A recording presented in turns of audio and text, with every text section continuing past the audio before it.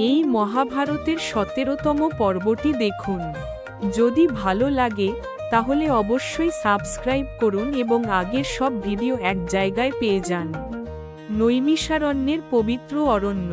ঋষিগণ কুশাসনে বসে আছেন। তাদের মুখমণ্ডল শান্ত, দৃষ্টি নিবিষ্ট। অগ্নিকুণ্ডের শিখা জ্বলছে।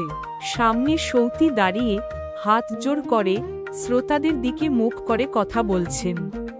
তার মুখাবয়ব স্পষ্ট দৃশ্যমান। সৌতি মৃদু কণ্ঠে কিন্তু স্পষ্ট উচ্চারণে বলতে শুরু করেন। সৌতি বলছেন, ইন্দ্রের পাপ কি কারণে হয়েছিল এবং কশ্যপ মুনির মতো বিশ্ববিদিত ব্রাহ্মণের পুত্র পক্ষী কেন হয়েছিল তাও বলছি। তিনি সামান্য বিরতি নেন, সকলের মুখের দিকে তাকান। সেই কামরূপী মহাবলবান পক্ষী কি কারণে জন্ম নিয়েছিল আগে তারই বৃত্তান্ত বলি। ঋষিগণ মনোযোগ দিয়ে শুনছেন। অগ্নিশিখা দুলছে। অতীতের দৃশ্য। বিস্তীর্ণ যজ্ঞমণ্ডপ। কশ্যপ মুনি যোগারম্ভ করেছেন। তার জটা, দাড়ি ও শান্ত মুখ স্পষ্ট। চারিদিকে দেবতা, ঋষি, গন্ধর্বগণ সমবেত। বনভূমির দিকে সবাই যজ্ঞকাষ্ঠ আনতে এগিয়ে যাচ্ছেন। এক দেবতা অন্যের দিকে তাকিয়ে সম্মতিসূচক মাথা নাড়েন। দেবগণ সমবেতভাবে, আমরা যজ্ঞে সহায় হতে বনে যাই। ইন্দ্র এগিয়ে আসেন। তার মুখে আত্মবিশ্বাস। ইন্দ্র পর্বত সমান বিশাল কাষ্ঠ ভেঙে ফেলেন। দুই হাতে তুলে মাথায় বহন করেন। দ্রুত পদক্ষেপে এসে যজ্ঞস্থলে কাষ্ঠ ফেলেন। যজ্ঞস্থলে কাষ্ঠ ফেলে আবার দ্রুত ফিরে যান। অরণ্যের পথে সরু পথ। সামনে অতি ক্ষুদ্রকায় বালখিল্য মুনিরা এগোচ্ছেন। তাদের দেহ অঙ্গুষ্ঠ প্রমাণ, কিন্তু মুখমণ্ডল উজ্জ্বল ও তপস্যার দীপ্তিতে ভরা। মাথায় পলাশ পাতা। তারা ধীরে ধীরে অগ্রসর হচ্ছেন। সামনে একটি গোক্ষুর, গরুর খুরের গর্ত। তারা পার হতে না পেরে থেমে আছেন।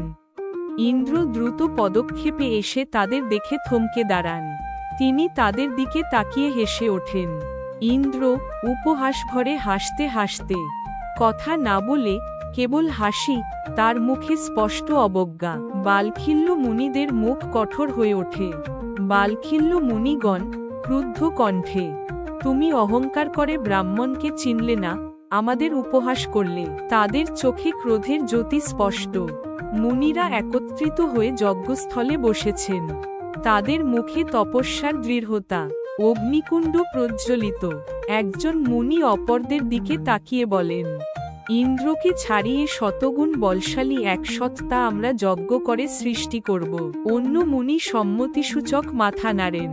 আরেক মুনি, সে হবে কামরূপী, মহাকায় এবং ত্রিলোক জয় করবে। সবাই একসঙ্গে অগ্নিতে আহুতি দেন। যজ্ঞ আরম্ভ হয়।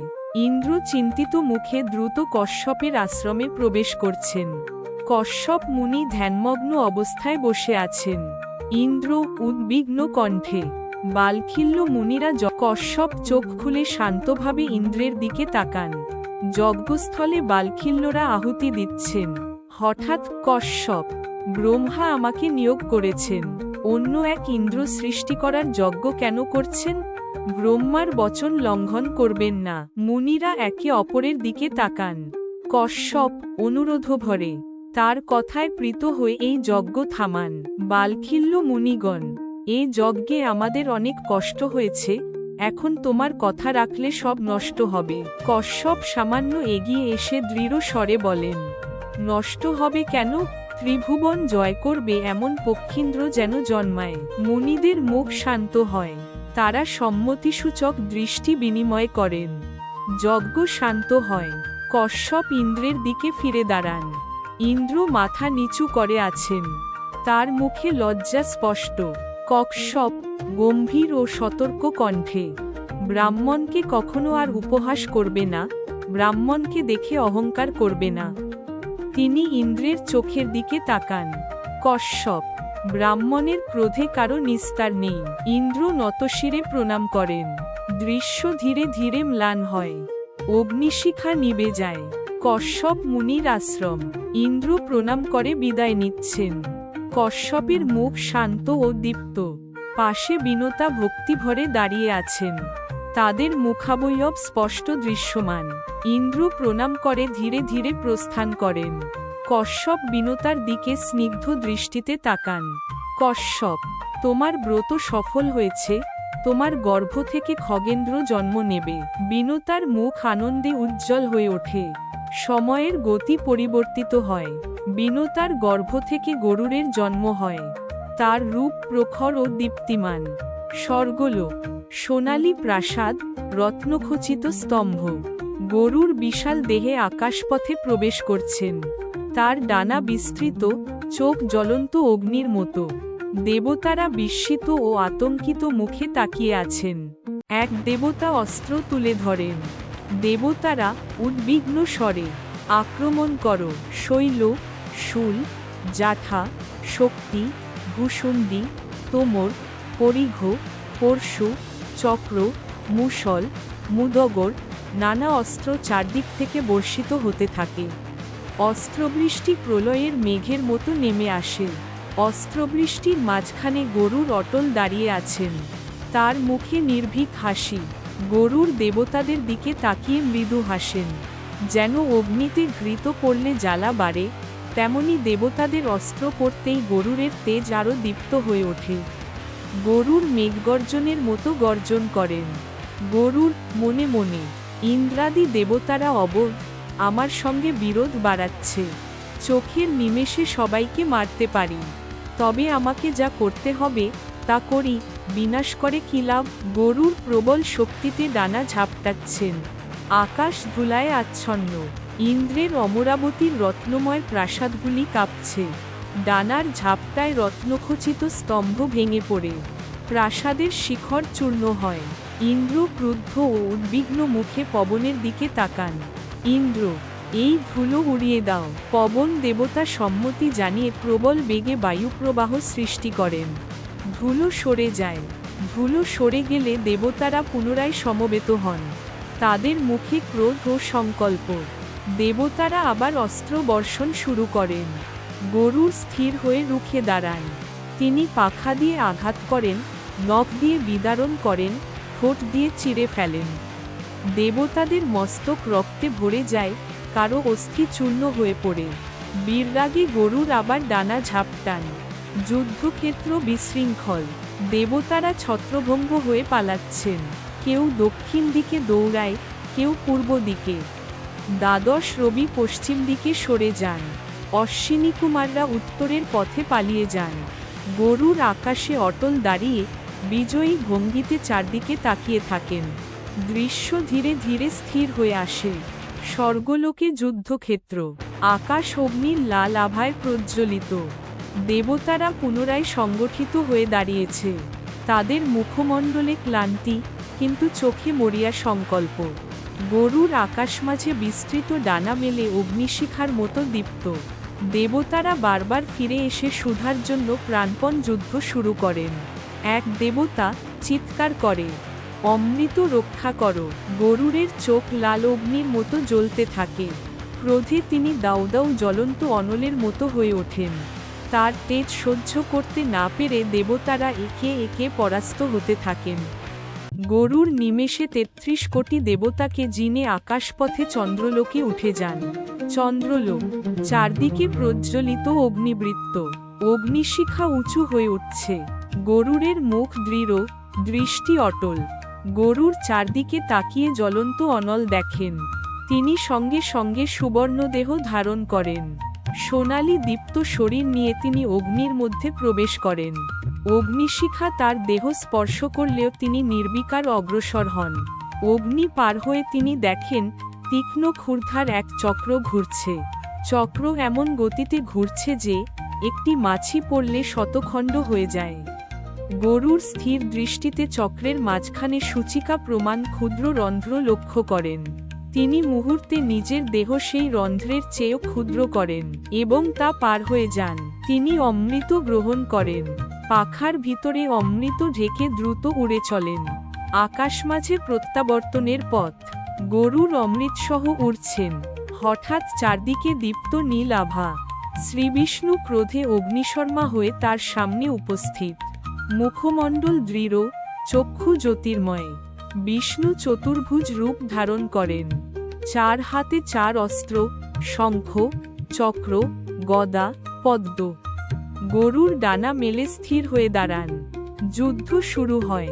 বিষ্ণু অস্ত্র প্রক্ষেপ করেন। গরুর পাখার ঝাপটে, নখের আছড়ে, ঠোঁটের কামড়ে প্রতিরোধ করেন। আকাশ কাঁপতে থাকে। দীর্ঘ সময় যুদ্ধ চলতে থাকে। অবশেষে বিষ্ণুর মুখে প্রশান্তির হাসি ফুটে ওঠে। বিষ্ণু, হে খেচর, তোমার বিক্রমে আমি সন্তুষ্ট হলাম। মনোমত বর চাও। গরুর ভক্তিভরে কিন্তু দৃঢ় দৃষ্টিতে বলেন, গরুর, বর যদি দাও তবে তোমার চেয়ে উচ্চ আসনে আমি চিরকাল বসে থাকি এবং অজর অমর হই। বিষ্ণু মৃদু হাসেন। বিষ্ণু, যা ইচ্ছা তাই দিলাম। গরুর আনন্দ ভরে ডানা মেলেন। গরুর, তুমিও আমার কাছে বর চাও। বিষ্ণু স্নিগ্ধ কণ্ঠে বলেন, বিষ্ণু, তুমি আমার বাহন হও। গরুর অবনত মস্তকে উত্তর দেন, গরুর, আমার অঙ্গীকার সত্য, আমি তোমার বাহন হব। উচ্চস্থল বর পেয়ে শ্রী সন্তুষ্টভাবে বলেন, বিষ্ণু, রথের উপর বসো। গরুর সম্মান ভরে উচ্চস্থানে আসন গ্রহণ করেন। দৃশ্য ধীরে ধীরে শান্ত নীল আলোয় স্থির হয়ে আসে। আকাশ মধ্যে নীলিমা বিদীর্ণ করে গরুর অমৃত বহন করে উড়ছেন। তার পাখা বিস্তৃত, দৃষ্টি দৃঢ়, গতি পবনের চেয়েও দ্রুত। দূরে দেবরাজ ইন্দ্র ক্রোধে দীপ্ত, হাতে উজ্জ্বল বজ্র। চারদিকে মেঘগর্জনের শব্দ। পরস্পর বর প্রদান করে গরুর অমৃত নিয়ে চললেন। তার গতি ছিল পবনের চেয়েও দ্রুত। ইন্দ্র ক্রুদ্ধ দৃষ্টিতে বজ্র উঁচিয়ে ধরেন। ইন্দ্র রুষ্ট কণ্ঠে, এই বজ্রাঘাত সহ্য করো গরুর। তিনি বজ্র নিক্ষেপ করেন। আকাশ বিদ্যুৎ চমকে দীপ্ত হয়ে ওঠে। গরুর বজ্রাঘাতের সামনে স্থির থাকেন। বজ্র তার দেহে আঘাত করলেও তিনি অটল। গরুর হেসে দৃঢ় স্বরে, দেবরাজ, বজ্র অস্ত্র ব্যর্থ হলে তোমার লজ্জা হবে। মুনি অস্ত্রজাত অস্ত্র ব্যর্থ হয় না, শত বজ্রেও আমার কিছু হবে না। গরুর ঠোঁট দিয়ে নিজের একটি পাখার পালক উপড়ে ফেলেন। তবে মুনির বাক্য রক্ষা করতেই আমি তোমাকে আমার এক পক্ষের একটি পণ দিচ্ছি। তিনি সেই পালক বজ্রের পথে নিক্ষেপ করেন। পালকটি বজ্রস্পর্শে দীপ্ত হয়ে আকাশে ভাসতে থাকে। ইন্দ্র বিস্ময়ে চোখ বিস্ফারিত করেন। তার মুখে ক্রোধ প্রশমিত হয়ে বিনয় প্রকাশ পায়। ইন্দ্র বিনীত কণ্ঠে, তোমার চরিত্র দেখে আমি প্রীত হয়েছি। তোমার সঙ্গে সখ্য চাই। গরুর মাথা নত করে উত্তর দেন, আজ থেকে আমি তোমার সখা। আকাশে শান্ত পরিবেশ। বজ্রের দীপ্তি মিলিয়ে গেছে। ইন্দ্র ও গরুর মুখোমুখি, উভয়ের মুখাবয়বে সম্মান ও সমঝোতার ছাপ। নিচে মেঘমালা ভাসছে। ইন্দ্র কৌতূহলী স্বরে, তোমার তেজের কথা অসীম। সত্য করে বলো, তোমার কত বল? গরুর মৃদু হাসেন। গরুর, নিজের গুণ বলা লজ্জার, তবে তুমি সখা বলেই বলছি। এক পাশে সমুদ্রসহ পৃথিবী রাখো, আর অপর পাশে তুমি ও সমস্ত অমর নগরী। দুই পাশে নিয়ে আমি বায়ুতে উড়ব, তবু সহস্র বছরেও আমার পরিশ্রম হবে না। তিনি পাখা প্রসারিত করে শক্তির ভঙ্গি প্রদর্শন করেন। গরুর দৃঢ় স্বরে, আমি কি বর চাইব? ত্রিলোকে আমার অসাধ্য কিছু নেই, তবু তোমার কথা রাখব। বর দাও, ফনা যেন আমার ভক্ষ হয়।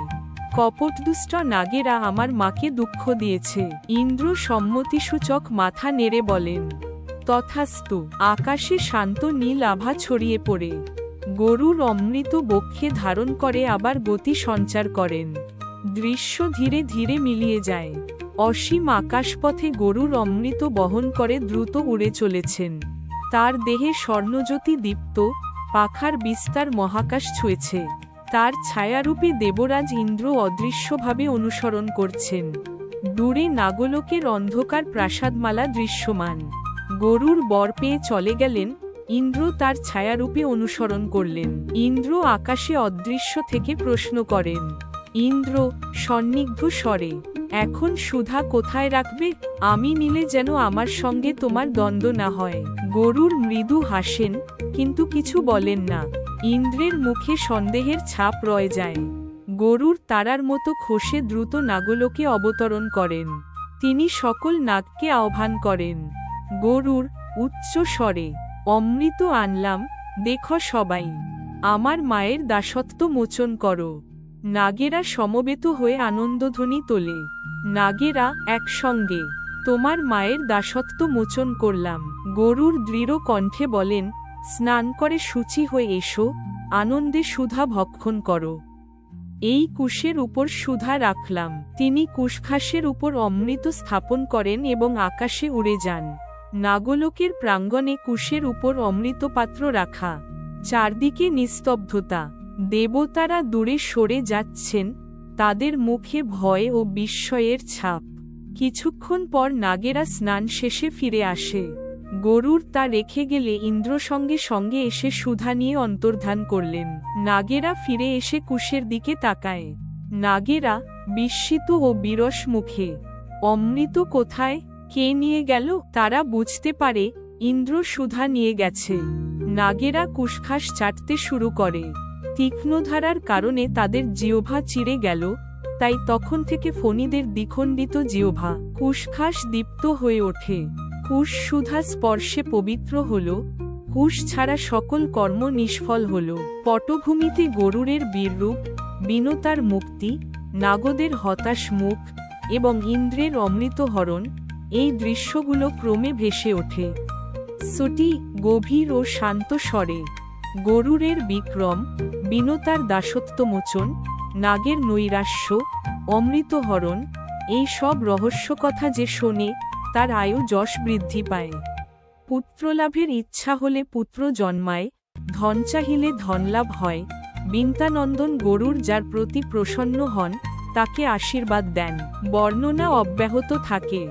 হল মহাভারতের আদিপর্বে গরুর জন্মকথা। আলো ধীরে ক্ষীণ হয়।